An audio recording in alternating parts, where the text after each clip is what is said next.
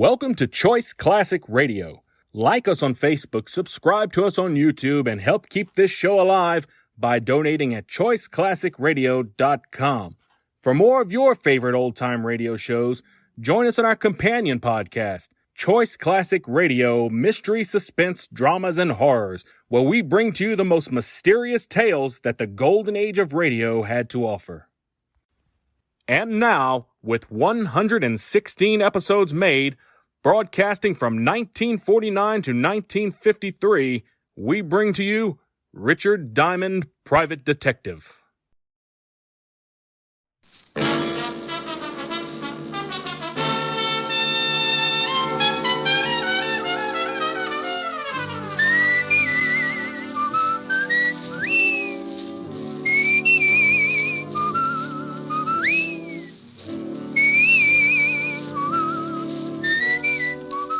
The National Broadcasting Company presents Dick Powell as Richard Diamond, Private Detective.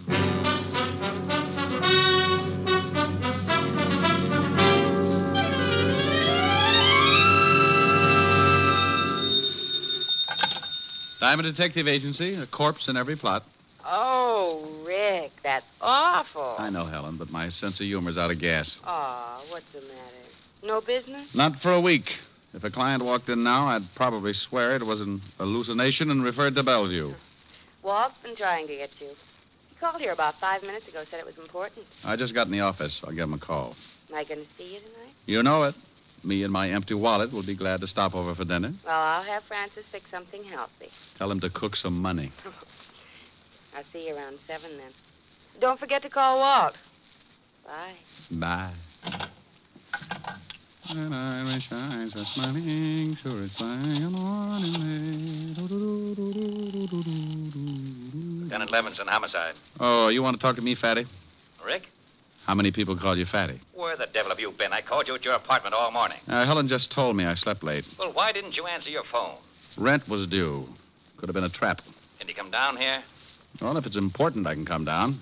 But if a potential client gives up because he can't find me, I may have a crying jag all over your office. I'll stock up on hankies. I wouldn't ask you, Rick, but it is important, very. Well, don't sound like the last course of Gloomy Sunday. I'll be there. Relax.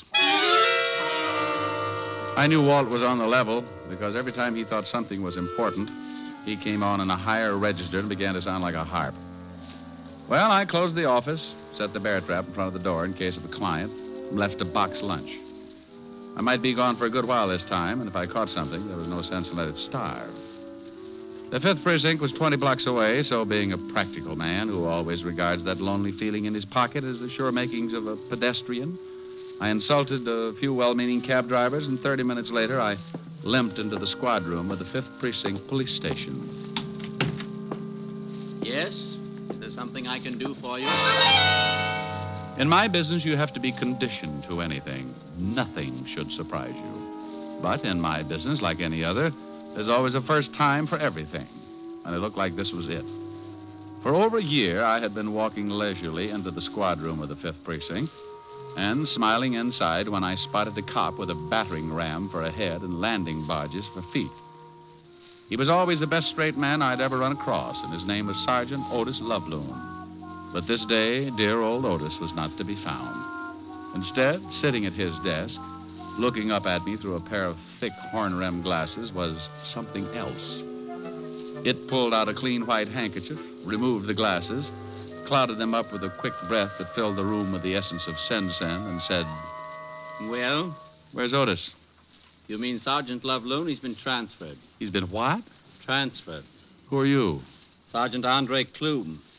Is there something I can do for you? Andre Klum? Sergeant Andre Klum. Sergeant Andre Klum. Just one moment. Yeah? Where do you think you're going? Look, Sonny, I'm going in to see the lieutenant. You'll have to wait until I find out if he can see you. Oh, he'll see me. He just called me. May I have your name, please? What? Citation. Mr. or Mrs.? Hey, this may not be so bad after all. No? No. We're going to have fun, Andre. Are we? Yes, indeed. Now, call in to the lieutenant and tell him Mr. Diamond is coming in to see him. Yeah? The gentleman you were expecting, Mr. Diamond. He's getting introductions now? Send him in. Yes, sir. The lieutenant will see you, Mr. Diamond. Thank you, Sergeant Clume. And something else, Mr. Diamond. Yes? Sergeant Loveloon warned me about you, and I can assure you right now that I have no intention of becoming the brunt of your obvious, crude comedy. Sergeant Clume, I don't think there's much you can do about it. Oh, Walt, I want to go on record right now as saying Don't. that I know. Well, what is that out there? The commissioner says he's one of the most valuable men on the force. But how can you put him in a cop's uniform? It's like dressing Rasputin in a Mother Hubbard. I miss Otis as much as you do, but strictly off the record, Sergeant Clume has relatives. Oh, I thought so. Been scratching all the way in here. Otis moved over to the 11th precinct. Who's he working for now? Lieutenant Crawford. They've had a suicide watch on him all night. What's this Andre Clume supposed to be so good at? He's only been with us for a couple of days. I don't know. Well, if I keep thinking about him, I may have to be dipped in hot tar. You better tell me what you want to see me about. You may not like it, Rick. Oh? This is new? Remember Ralph Baxter? Sure. I sent him up while I was still on the force. Yeah. Well, you worked on that case for over a year, didn't you? You were in charge of the department. You know darn well I did. Rick, you knew Baxter's habits better than anyone on the force. Oh, now, Walt, what's it all about? Is Baxter loose? Very loose. Busted out at 8 o'clock this morning along with 7 other guys. Oh, all got away clean? Every one of them. One of the best planned breaks I've ever heard about. Well, if Baxter was in on it, it had to be. He's a smart boy, Walt.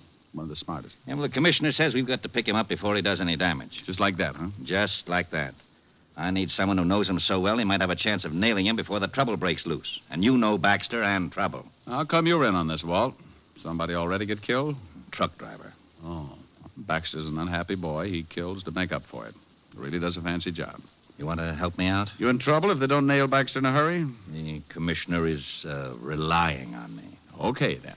It's got to be official in case you have to make an arrest. Oh, now, wait a minute. Got to swear you in as a deputy. Look, Rick, we've got to. I don't really care how you bring Baxter in and who gets the credit, but what would the commissioner say if... Yeah, I know. I'm sorry, Walt. Every time I used to put on that badge, a book of rules and regulations went with it. I do it my way or not at all. Now, don't start running your motor. I don't want the credit. The department can have it. Besides, it's 20 to 1 in any man's book that I'll never even get close to Baxter. Well, you stand more chance than anyone else. Okay, then. You still don't have to worry about the credit. It's 50 to 1 that the newspapers will read. Private detective found with his head missing. Okay, Rick. Your way. Andre. Yes, Lieutenant? Andre. Yeah, some name. I beg your pardon? Bring in all the information on Baxter and the 7 other men who were in on the break. Yes, sir. Andre Clume. Yeah. Here you are, Lieutenant. You want to look over this stuff, Rick? Yeah. I want to know how the break was pulled off. Maybe if we can get a line on who helped them, we can get it Baxter that way. A truck was used. A Ford pickup that hauled garbage regularly. The large garbage cans were placed on the truck and taken off to a dump. The 7 men in Baxter hid in the cans and were covered up with garbage. Oh. The men in the prison kitchen have all been questioned, but none will admit a thing. Well, thank you, Sergeant. Maybe you can tell us what happened after that, Sergeant. Several miles outside of the prison, the men got out of the cans. One man climbed up into the cab of the truck and ordered the driver to stop. He shot the driver, and the men climbed off the truck, rolled it over a 44-foot hill. 44 feet? 44 feet 9 inches at the first point of impact where the truck went over. The hill, of course, varies at other spots. Of course. 2 cars were waiting for the 8 men. Tire tracks were found and casts made. A report on these casts should be in at any minute. Synchronize your watches, men. Rick. Tell me, Sergeant Clume, have you any idea who might have been driving the 2 cars? No. Turn in your MiGs and your ray gun. You're through. Very amusing. Now, please, Rick, for the sake of my psychiatrist, don't start on Clume like you did on Otis. Might be a woman Clume? driving one of the cars. Oh. Baxter was a known woman hater. You don't say. I suppose the other 7 guys got together with him and formed a club. 4 of the 7 men were known to have had women friends at one time or another, but only 1 woman remained loyal after the men were sent to prison. How do you know that? I remember things. He remembers things. Oh. She visited the prison many times to see Tony Lugetti, one of the escapees. Maybe you can remember the dates? The first time was right after Tony was sent up, November. All right, Sergeant. What's the girl's name and where does she live? Jean Lawrence, 1782 East 12th Street, apartment C. No, B. Butterfingers. I'll take this list of histories on the 7 guys. You going to check on the girl? Yes, and Thank you, Sergeant Andre Clume. You've been a brick. I left Clume polishing his glasses, Walt looking sick. Jean Lawrence did live at 1782 East 12th, Apartment B. So I looked up the landlady, a nice old reproduction of Whistler's mother with a hangover, Mrs. Shook by name. She was a little unhappy that I'd bothered her, but I finally sold her on the idea that she could shave any time, and aided by my best smile and the promise of a fast fifth, I finally got her to open the door to Apartment B. There you are, lover, but I can tell you right now, Jeannie ain't in. Well, what's in this room? Bedroom. She didn't come home all day yesterday or last night. She didn't, huh? You know, I shouldn't be showing you around like this, except that you look like a real nice fella. And you're thirsty. Oh, go on. You see anyone else hanging around, say, in the last week? Yeah. Come to think of it, about a week ago, some dark fella started coming over to see Jeannie. Used too much hair oil, greasy type. Think you'd recognize him? You bring me that present, lover boy, and I could recognize a clove of garlic in an onion warehouse. I'd make book on it. May I use the phone? Go right ahead, lover. Oh, by the by, 100 proof, huh? 100 proof. Homicide, Lieutenant Levinson. Walt, this is Rick. I'm up at the girl's apartment. Not here. But the landlady says she can identify some guy who's been hanging around here for the last week. So look up... Hold it a minute, Rick. Something coming over the hot shot. Okay. Oh, bottle and bond, is that right, dear? Oh, lovely, lovely. Lovely. Rick? Yeah? Get that landlady in here, then meet me out at the end of River Street, Pier 14. Something up? Sus came up. Someone didn't want it to. When she hit bottom, the bricks in the sack must have torn it open. What? A dock worker spotted her floating near one of the pier pilings. Jean Lawrence? Yeah. I'll see you over there. Something happened to little Jeannie. I could hear... Found her floating in the river. Oh. Well, if we're going down to the station, can we stop off and get that present? Yeah. Bottled in bond, you promised.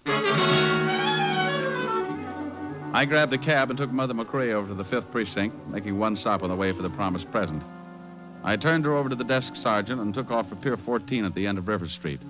When I got there, I spotted the homicide prowl car and Walt standing near the ambulance.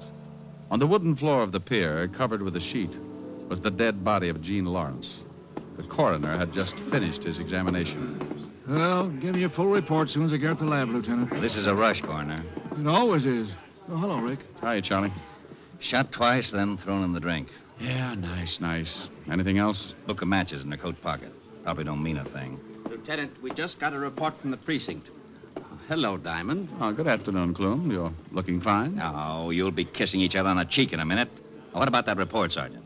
The landlady Diamond brought in 22 minutes ago has just identified a picture in the morgue as a man who had been visiting Jean Lawrence for the past week. Anyone we know? William Nash, alias William Barnes, alias Bootleg Barnes. Yeah. 5'11", black hair, brown eyes, slight scar. Oh, hold it. What about his record? 9 arrests, 2 convictions, robbery and assault. In the cafe business now at... Red Dot Inn? Yes, sir. Matches you found on the girl, Walt? Yeah, Red Dot Inn. Let's take a run over there.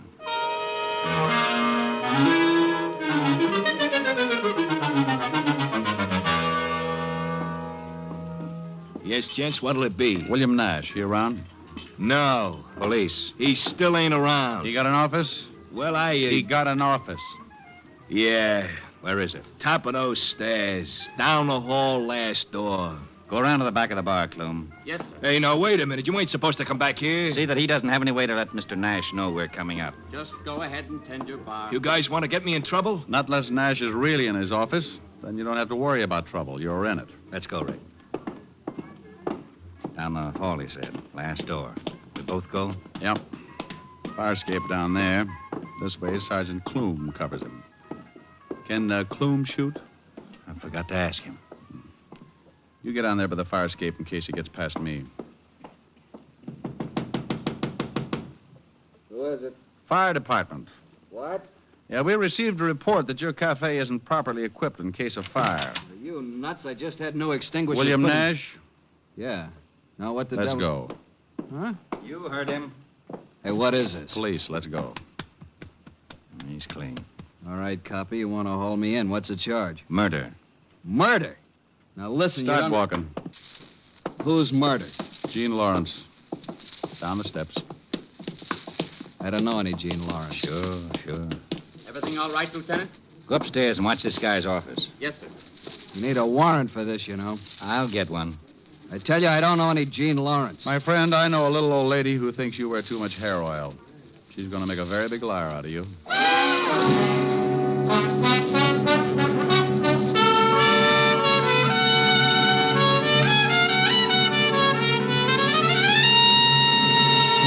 NBC is bringing you Richard Diamond, Private Detective, starring Dick Powell.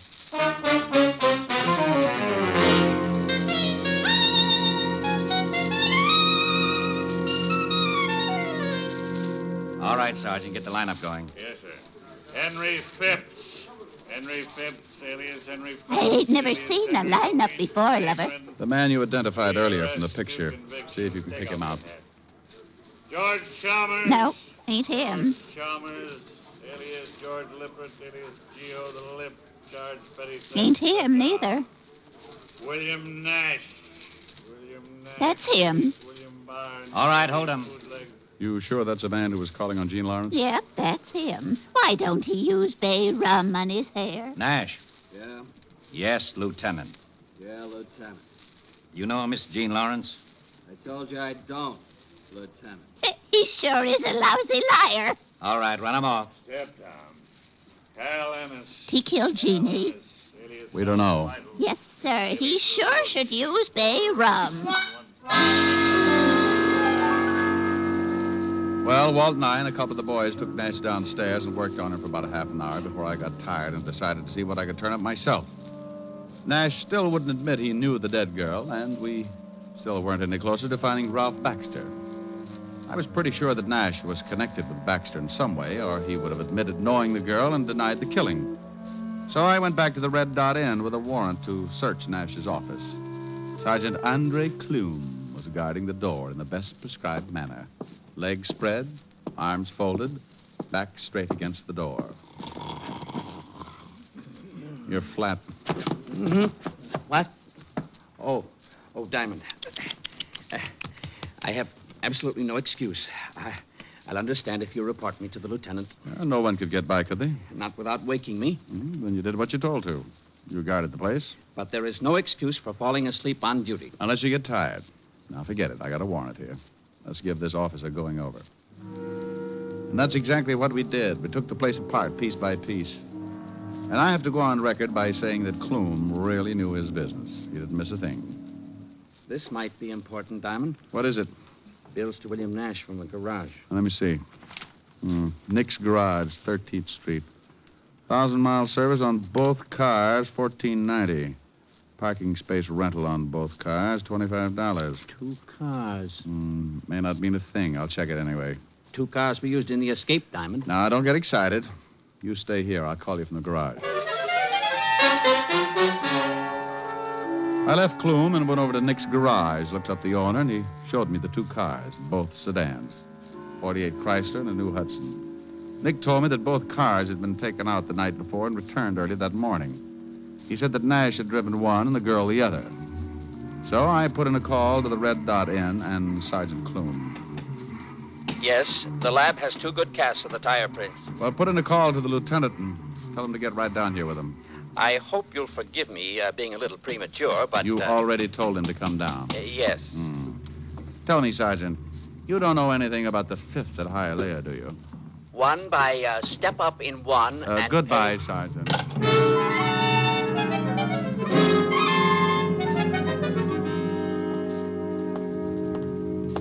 Hello, Rick. Well, this is Nick Miller, runs the garage. Hi, Lieutenant. Miller. How about the cars? This one and that one. Hold this cast. I'll try the other one. Okay. Fit? No. Those tread prints on that can supposed to fit the treads on one of these cars? We hope so. How about that one, Walt? Like a glove. Try your cast on that car.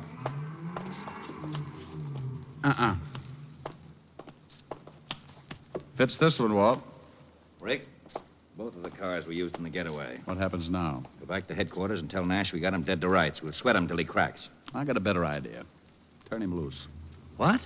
Nash knows that it's only a matter of time until we turn up his evidence anyway. And he knows something else. He knows Ralph Baxter. He knows if he spills anything, Baxter will kill him sure. But we'll promise him protection. Against Baxter? Baxter'd get him if it took 10 years. Not if we get Baxter first. Nash probably knows where he's hiding out. Walt, even if Nash knows where Baxter is, he'll be a long time telling you. In the meantime, Baxter can cause a lot of trouble. All right, so I let Nash go. So what? Get a hold of the newspapers. Tell them to run a story that you've picked up Nash for questioning in the prison break, but that you had to release him because of insufficient evidence. You think Baxter will go after him? Well, he'd at least send some of his boys. I think the girl was knocked off because she got out of line. You can bet that Baxter won't want Nash around for a witness. Okay. Gee, you're kind of making Mr. Nash a sitting duck, ain't you? Oh, I guess you'd say that, Mr. Miller. Now, why don't you come on down to the station with us and answer a few routine questions? Oh, hey, I don't know nothing about this. That's what Mr. Nash said, but you can see what a liar he turned out to be. We went back to the precinct, and the garage owner was held for questioning. In the meantime, 2 men were sent to the home of William Nash, and the phone tapped. 2 other men took their places on a stakeout at the Red Dot Inn, another pair at the garage. The garage owner was cleared of any suspicion and told to go back to work, but warned not to say anything. About 4 in the afternoon, a call came over the hotshot at the 5th precinct. My name is Barton. I've just been robbed. Where are you calling from? I own the Rome jewelry store. 3 men came in and tied us all up. They stole over $100,000 in gems. Anyone hurt? My clerk, he's still unconscious. All right, what's the address? Corner of Wilmot and 21st Street. It looked like just a routine robbery at the time, so the robbery detail took over. Walt released Nash and called the papers. Around 4:30, Walt got a call from robbery. Levinson. Jennings, Walt. Those guys that held up the jewelry store over on Wilmot Street. The owner just identified one of the holdup men, Tony Lughetti. Oh, thanks. Rick, Tony Lughetti, one of the guys that busted out with Baxter, has been identified as one of the holdup men in the jewelry store. Now it starts. The gang had gotten away clean. No trace except a cab driver who spotted a green sedan in front of the jewelry store. 3 men in it. We waited. Levinson. Sullivan, Nash just got a phone call. Man said he wanted to see him for the payoff. Said to meet him at the place. Nash left the house. Fisher's tailing him. Right. Nash just left the house. Got a call. Let's go. We piled into the squad car and headed across town in the direction of Nash's house. A newsboy on the corner yelled the planted news of Nash's arrest, and the car radio told us what Nash was doing. Suspect just went into garage. We're parked across the street. Instructions. I'm about 2 blocks away. If he gets in his car, let me know. He's coming out, turning north on Chestnut. See him? There he is, Walt. We've got him, Jennings. We'll tail him. We followed Nash until he hit the outskirts of town. He drove for another good half hour, then pulled into a roadside eating place with a motel off to the left. This looks like it. Yeah. Drive past. We'll swing back. Nash is going into the diner. We'll walk up. Attention, all units. I'm at a roadside diner. The stop-a-while motel near it. Suspect just went into diner. All units proceed with caution. A whole bunch might be in that motel. Mm-hmm. I hope the boys get here before things start popping. You said it. We can't go in. Hey, there's Nash at the counter. See anyone else? Not from here. Let's walk over to the other side. Hey, Walt. What? Over there by the gas pump. Green sedan. Think it might be the robbery car? Nobody in it. Look, 2 guys coming out of the restroom. Yeah. And one of them, Tony Lughetti. Baxter's boys. I got a hunch Baxter's around. I got Tony's going in the diner. He's going in to pick up Nash. Probably going to take him for a ride. Let's take this guy before Lughetti comes out. He hears us. He's turning around. Police. He's going for a gun. You knocked him cold. Nice tackle, Rick. Vassar, 28. Here's his gun. I'll dump him in the car. Here come some of the boys. I'll wave them off. You get in the back of the car. Okay, I'll get in with you. I wonder where Baxter is. Can you look out that back window without being seen? Yeah. 2 more prowl cars pulled up. If the boys in the diner don't spot him. Nothing yet? No. Hey, here they come. Lughetti and Nash? Yeah, holy cow, the whole bunch. There's Baxter with them. Yeah, and 1, 2, 5 others. They've spotted the cars. They're headed for this car. You go out that side, I'll go out this. You're boxed up, Baxter. Look out, Rick! Two of them down. Baxter's heading around back. Rick, don't go after Malone, you crazy... Now he tells me. Stop, Baxter! You get him, Rick? Yeah, but just barely. That was my last shot.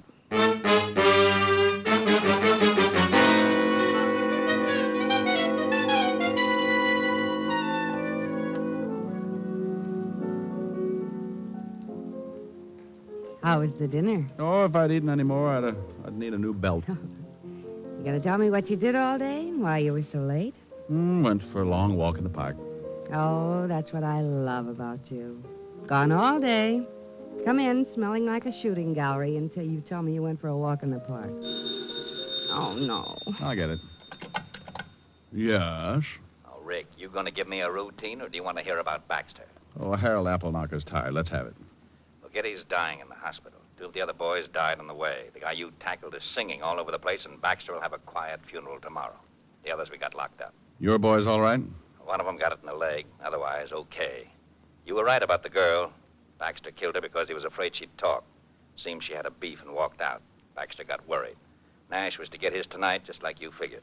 Okay, Walt, thanks. I'll talk to you tomorrow. And thanks, Rick. Sure. Well, wanting to know if his boys were all right. Now, Rick, you've been doing something exciting, and I want to know about it. Honest, baby. The park's very dull in the afternoon. Want to go stir up some action in it now? Good mood. Rick, why do you lie to me? No. All right, come on. Oh, wait. We're forgetting something. I got to sing a song first. Oh, Rick, now that you brought it up, I want to go to the park. Oh, this will only take a few seconds. You just pucker up and hold.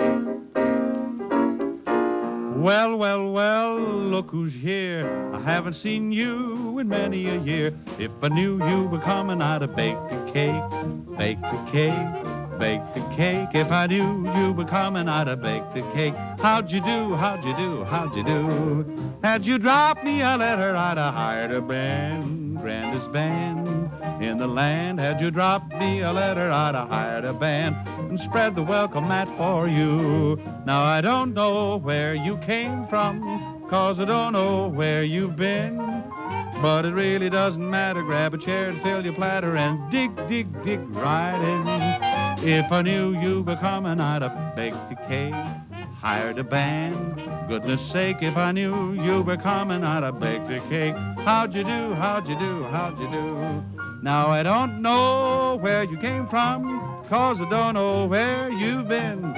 But it really doesn't matter. Grab a chair and fill your platter and dig right in. If I knew you were coming, I'd have baked a cake, hired a band. Goodness sake, if I knew you were coming, I'd have baked a cake. How'd you do, how'd you do, how'd you do? Oh, how'd you do, how'd you do, how do you do? Miles, still puckered? Mm-hmm. Think you can hold it till we get to the park? Mm-hmm. Now, you see, if you're patient, I always make it up to you.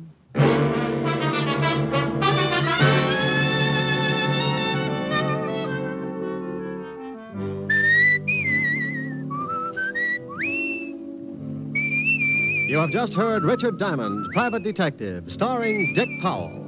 Lieutenant Levinson was played by Ed Begley. Also in the cast were Virginia Del Valle and Wilms Herbert. Music was under the direction of Frank Worth. Tonight's show was written by Blake Edwards, and the entire production was under the direction of Jack Johnstone. Dick Powell currently may be seen in the motion picture version of the best-selling novel, Mrs. Mike. Richard Diamond's Private Detective will next be heard 2 weeks from tonight. Check your local newspaper for the time of broadcast. Listen next week at this hour for Dangerous Assignment, starring Brian Donlevy as Steve Mitchell, Soldier of Fortune. Remember, at this time next week, it's Dangerous Assignment on NBC. This is Eddie King, inviting you to be with us 2 weeks from tonight when we will again bring you Dick Powell as Richard Diamond, Private Detective. For all the family, try Father Knows Best tomorrow on NBC.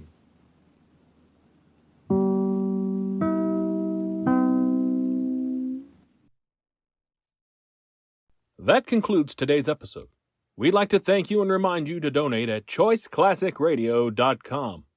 Remember, your donations make episodes like this possible.